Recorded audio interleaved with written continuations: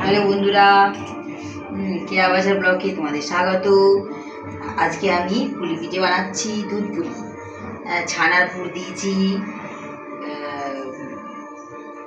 নারকেলের ছায়ের পুর দিয়েছি, চাচির পুর দিয়েছি, এই যে সিঙ্গারার আকৃতি করেছি, এই যে রসগোল্লার আকৃতি করেছি, এই যে পুলির আকৃতি করেছি। 3 রকমের আকৃতি আছে, সব কিছু মিলেমিশে।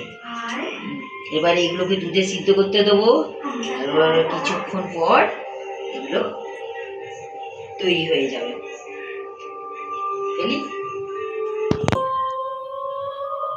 একে একে এগুলো দুধে ছেড়ে দিচ্ছি। তারপর এগুলো চাপা দেব একটু। তারপর আস্তে আস্তে গ্যাস কমিয়ে একটু সময় দেব।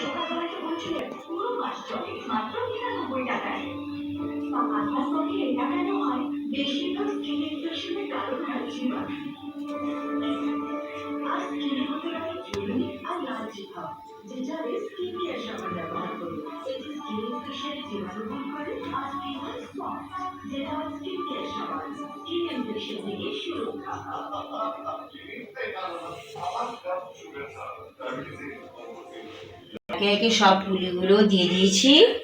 এবারে এটা একটু গ্যাস কম করে সিদ্ধ হতে দেবো। সিদ্ধ হয়ে গেলে নামিয়ে পরিবেশন। একটু ঢাকা দিলে হয়।